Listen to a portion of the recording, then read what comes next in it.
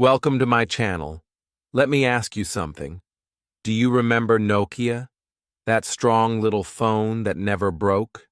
Once, it ruled the world. Everyone had one. But where is it now?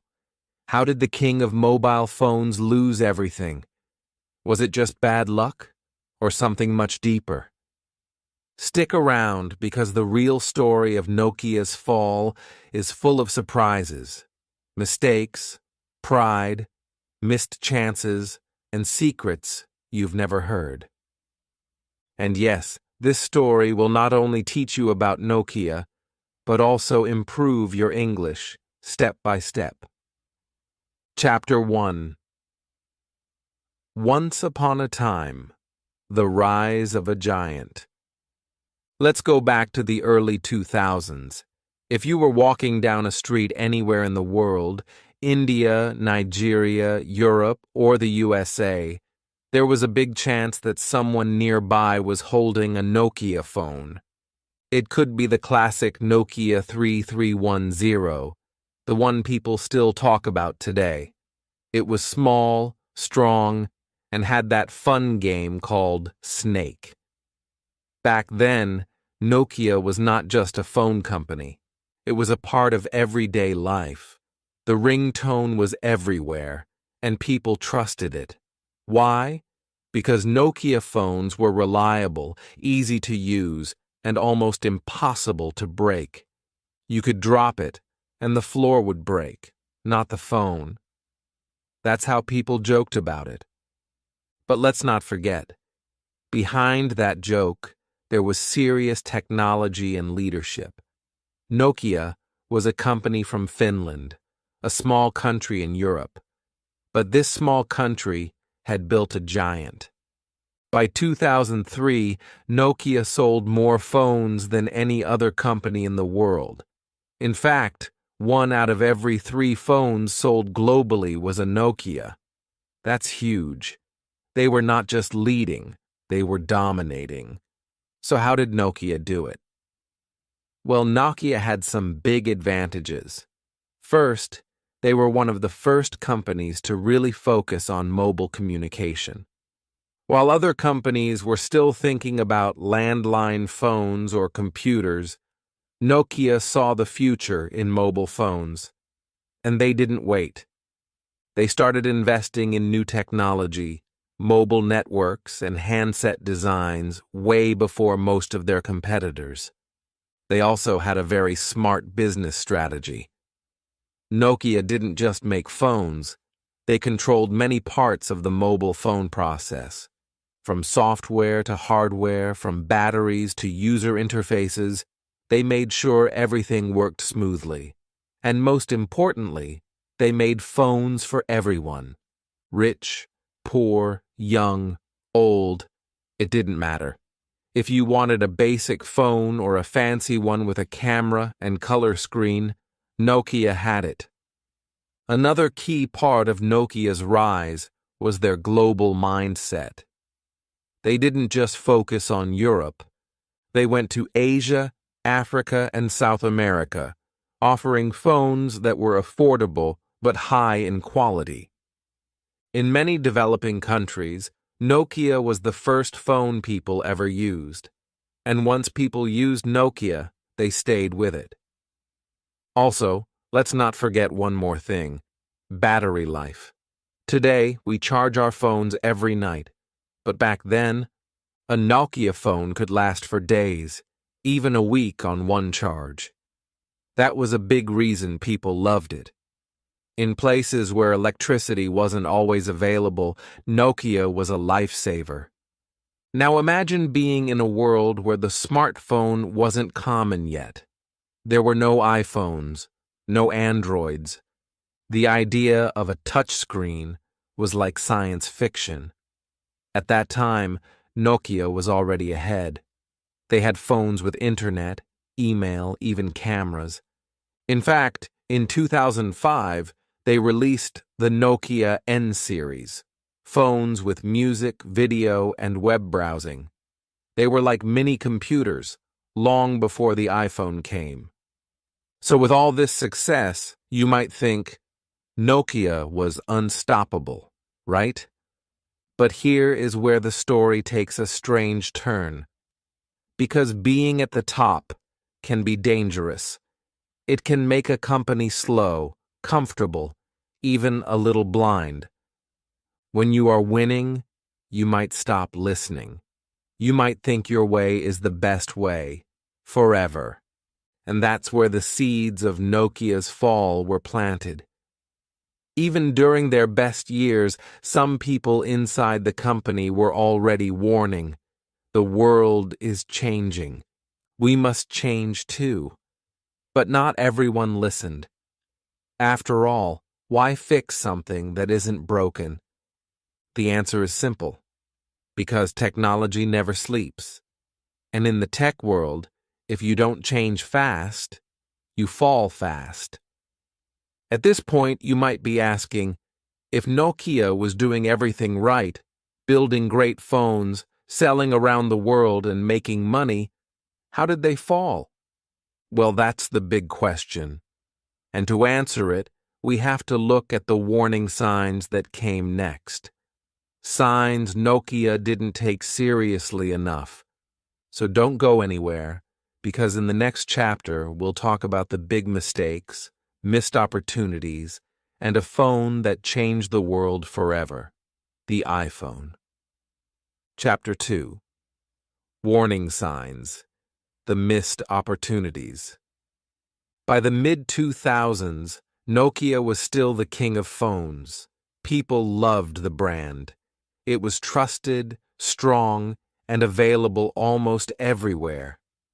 But while Nokia was still on top, something was happening in the background, something that would change everything. In 2007, a new phone was introduced. It was different. It had no physical buttons, just a big screen.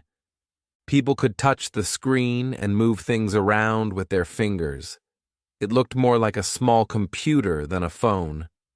That phone was the iPhone, created by Apple.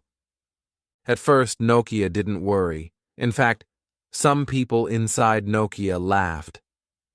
"This phone has no buttons. Who wants a phone like that?" they said. "Typing on a screen is slow. This will never work." But Apple was not just making a phone.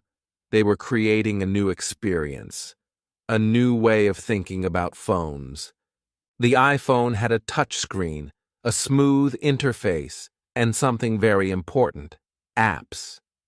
Users could download different apps to do many things, play games, check the weather, read the news, talk to friends, and so much more. The iPhone changed the way people use their phones. It was no longer just for calling and texting. It became a tool for everything in life. And the most dangerous thing for Nokia? Users loved it. But that was just the beginning. Soon after Apple launched the iPhone, another big name entered the market. Google. Google introduced Android, an open-source smartphone operating system. That means phone companies like Samsung, HTC, and Motorola could use Android to make their own smart, modern phones. And here comes one of the biggest missed chances in tech history. Google first offered Android to Nokia. Yes, it's true. Google wanted Nokia to be the main company to use Android. They believed Nokia, with its strong hardware and global brand, would be the perfect partner. But Nokia said no. They believed their own system, Symbian, was enough. This decision shocked many people. Android was new, yes, but it had potential. Nokia didn't see it. Or maybe they were afraid of change. Either way, they missed a huge opportunity. Think about it. If Nokia had said yes to Android, maybe they would still be #1 today. But they didn't. And that decision became one of the biggest turning points in their story. Now let's talk a bit more about Symbian, Nokia's software system. Symbian was okay for older phones. It worked for simple tasks. But as phones became smarter, Symbian couldn't keep up. It was slow. It was hard for developers to create apps for it, and users found it confusing. In short, it didn't feel modern anymore. Meanwhile, Android phones were fast, fun, and full of new features. They had big screens, modern designs, and thousands of apps. Apple had the same, and both Apple and Android were updating their systems very fast. But Nokia? They were still focused on making strong hardware, not great software. And in the smartphone world, software is everything. Here's another shocking fact. Nokia had all the technology to make a phone like the iPhone before Apple did. They had touch screens. They had internet access. They even had early versions of app stores. But they didn't put it all together. Why? Because the leadership didn't believe it was the future. Instead, they kept making the same kinds of phones they were famous for. Phones with buttons. Phones running old systems. Phones that people slowly stopped buying. Now you might be wondering, why didn't Nokia change? The answer is both simple and sad. When a company is very successful, it often becomes afraid to take risks. People inside Nokia were worried that trying something new might fail. They were proud of what they had built. They thought the world would not change so fast. But technology moves fast, and when you don't move with it, you get left behind. At this stage, Apple and Android were growing fast. Every year, more people were buying smartphones, more people were downloading apps, and more people were leaving their old Nokia phones behind. In just a few years, Nokia went from being the biggest phone company in the world to a company that no one wanted to copy anymore. This chapter shows us an important lesson. Success can sometimes blind you. Nokia ignored the signs. They missed the warning lights. And they said no to one of the biggest tech opportunities of all time. But Nokia didn't give up completely. In the next chapter, we'll look at how Nokia tried to fight back. They made a big decision and partnered with another tech giant, Microsoft. Did that save them? You'll find out in Chapter 3. Chapter 3. The Software Struggle, a System Too Old. By now, you've seen how Nokia missed its first big chance, the chance to adopt Android and stay in the race. But after ignoring the iPhone and Android, Nokia started to feel the pressure. Sales were falling. People were switching to new smartphones. Nokia knew it had to change. The world of mobile phones had entered a new era, the smartphone era, and Nokia was behind.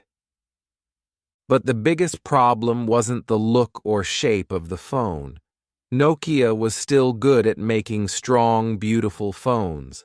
The real problem was inside the phone, the software. To understand this, let's take a simple example.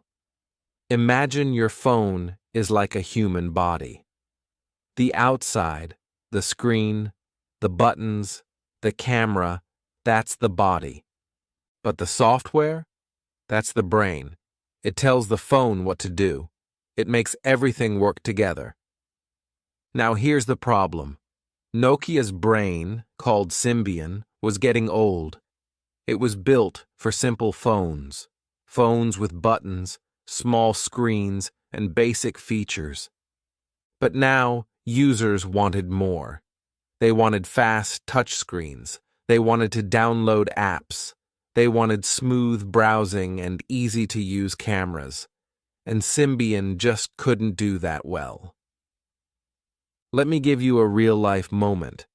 When users tried to open a photo on a Symbian phone, Sometimes it would take several seconds to load. When they tried to use the internet, it felt slow and painful. And installing apps? That was a headache. Developers, the people who create apps, didn't like Symbian. It was too difficult to work with. So they started making apps for Android and iPhone instead. That's a huge problem. If your phone doesn't have the apps people want, they will stop using it, even if the phone itself is strong. Nokia saw this problem, and they tried to fix it. But it was already too late for Symbian. The system was old, and trying to upgrade it was like trying to rebuild a house while people are still living inside. Everything was slow, confusing, and full of bugs. Then came a big decision. In 2011, Nokia made a shocking announcement. They were giving up Symbian. They decided to partner with Microsoft. The new plan? Use Microsoft's software called Windows Phone to power Nokia devices.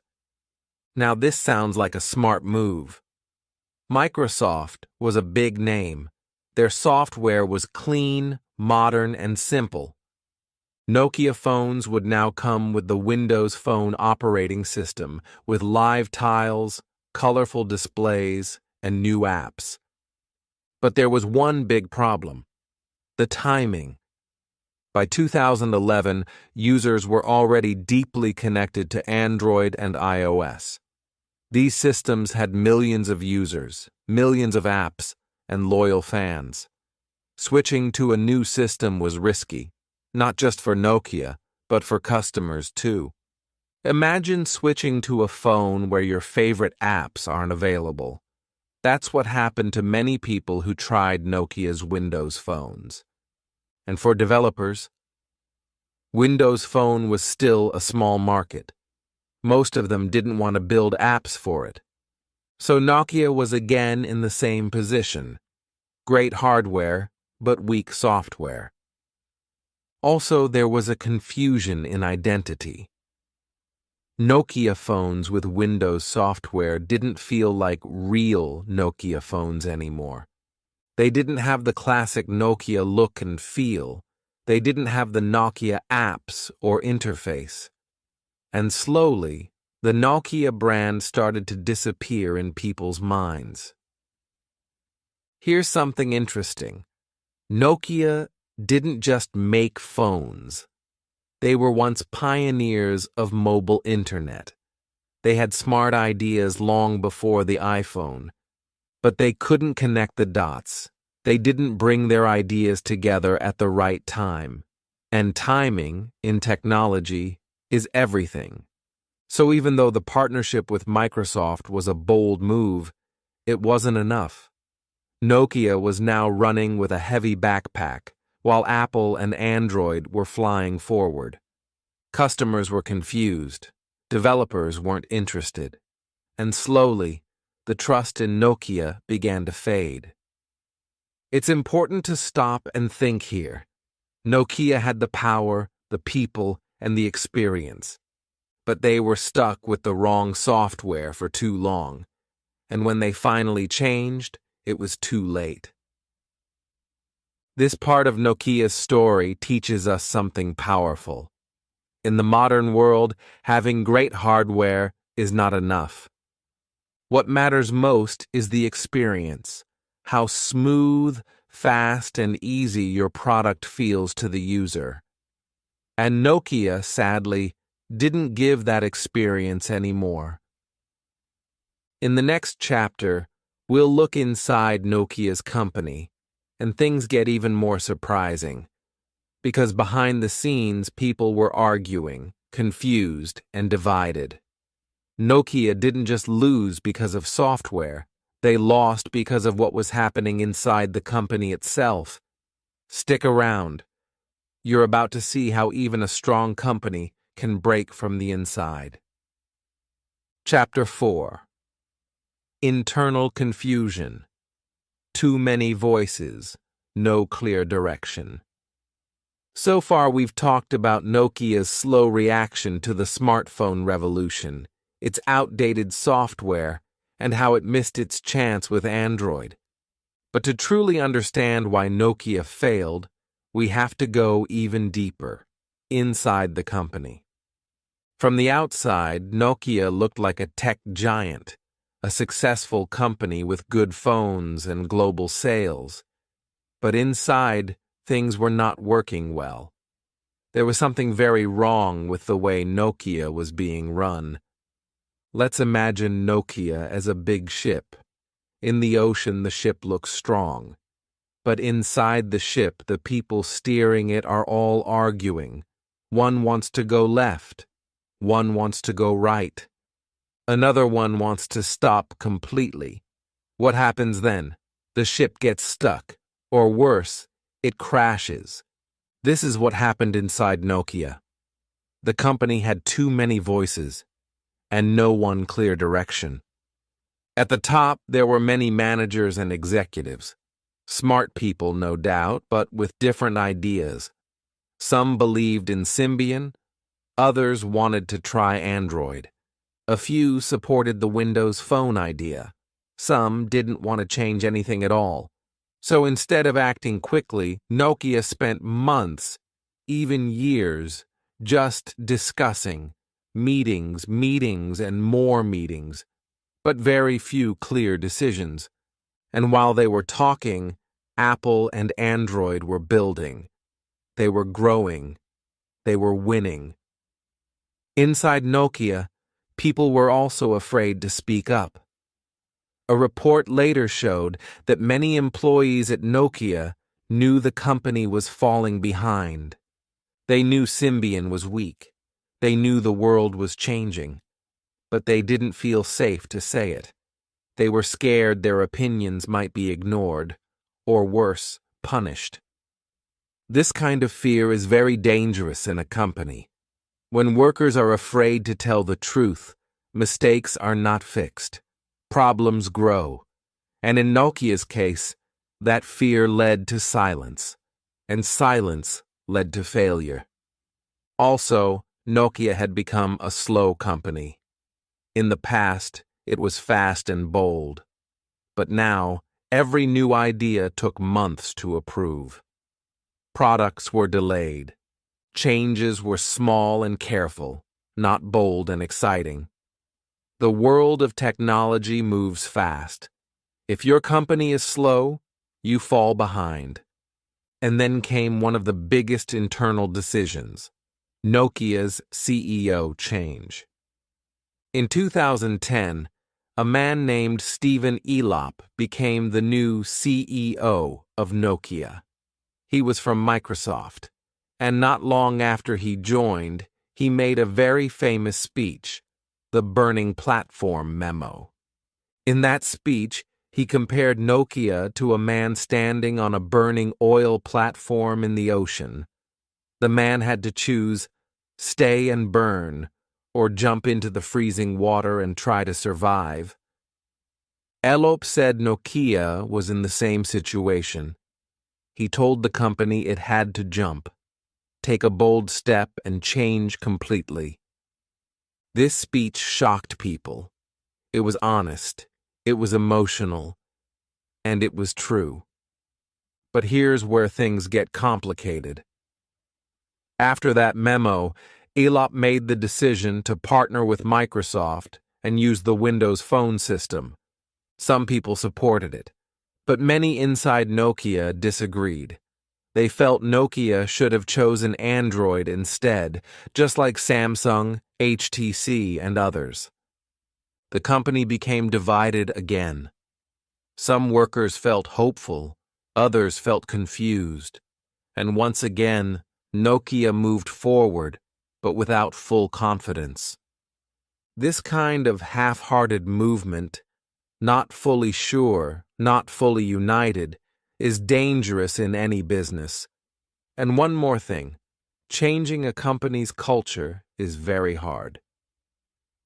Nokia had spent years building phones with Symbian. The teams, the tools, the systems, they were all based around that. Now they had to start over. New system, new tools, new training. That takes time. But Nokia didn't have time anymore. The world had moved on. Behind the failure of Nokia, we don't just see technology problems. We see human problems, fear, confusion, ego, miscommunication, a lack of trust. These are things that can destroy even the biggest companies. So, in the end, Nokia didn't just lose the smartphone war because of Apple or Android. They lost because they couldn't agree on who they were or where they were going. And then, something even bigger happened.